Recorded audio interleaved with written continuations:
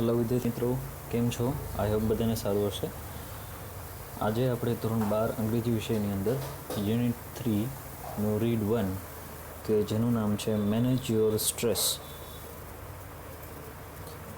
Strengthening mental flexibility એનો point છે. Manage your stress read 1નું નામ છે, તો એ શરૂ કરવા જઈ રહ્યા છે.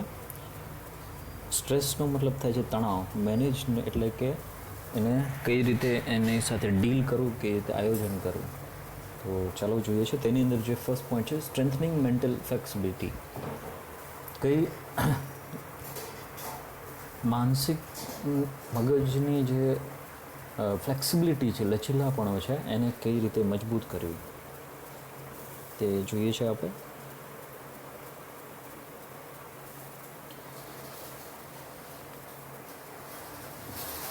Mind, emotions and body are all closely interlinked and always work together.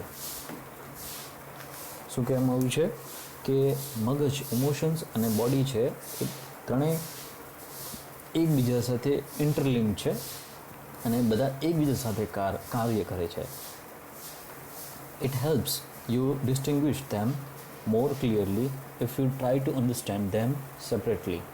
તે બધાને જો સેપરેટલી તમે સમજો તો બધાને અલગ અલગ રીતે સમજવામાં તમને મદદ મળશે.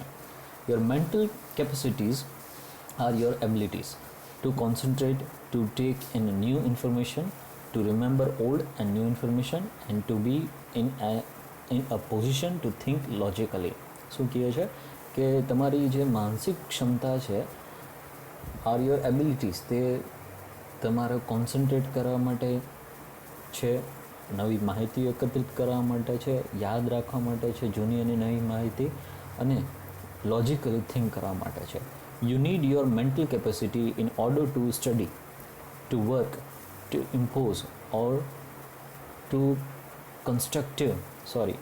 impose a constructive and workable order on your life and to make rational day-to-day decisions. શું કહે છે?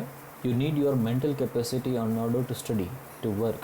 તમે તમારી માનસિક ક્ષમતા છે એને કોન્સન્ટ્રેટ રાખવી પડે સ્ટડી, વર્કમાં, કારણ કે દિવસે ને દિવસે તમારે તેના આધારિત નિર્ણયો લેવાના હોય છે. ફોર એક્ઝામ્પલ, ઉદાહરણ તરીકે, if you had the choice of walking to work or taking the car, the fact that it was raining hard and you had a cold could lead you to decision that it was better to take a car. ઉદાહરણ તરીકે, if you had choice of walking to work, તમારી પાસે જો choice હોય કે તમારે ચાલીને જવું છે કામ ઉપર કે કાર લઈને જવું છે. સત્ય એ હોય છે કે અત્યારે વરસાદ પડી રહ્યો છે અને તમને કોલ્ડ એટલે કે થોડુંક ઠંડી જેવું લાગી રહ્યું છે, તો તમારું બેટર ડિસિઝન કયું હોય છે લોજિકલી, કે તમે કાર લઈને નોકરી પર જાઓ. That would be the rational decision based on the current circumstances. આ એક સાચો નિર્ણય હોય છે હાલની પરિસ્થિતિ મુજબ. The mind is a rational, logical part of that helps you to take unemotional choices, to store and retrieve information and to order and calculate. મગજ છે એ લોજિકલી અને સત્યને નજીક હોય તેવા નિર્ણયો લે છે. તે ઇમોશન્સને વચ્ચે લેતા નથી. It is the counterpart to the emotions. A good example of the interaction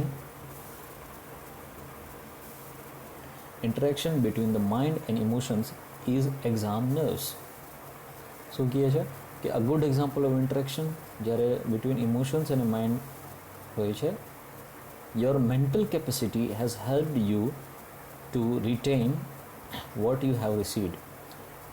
You know your stuff, but when you enter the exam room and start getting emotional by expecting difficulties and imagining failure, all of the sudden the carefully stored information is no longer available. શું થાય છે કે જ્યારે માનસિક આપણું મગજ અને emotions બંને મિક્સ થઈ જાય છે ત્યારે આપણે નિર્ણયો ખોટા લેવા માંગીએ છીએ.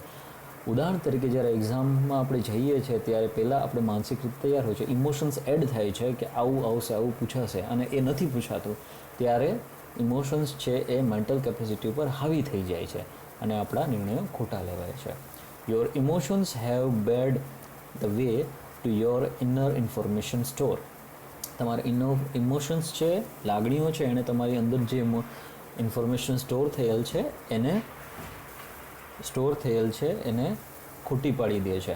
Do you find yourself reacting in any of the following ways?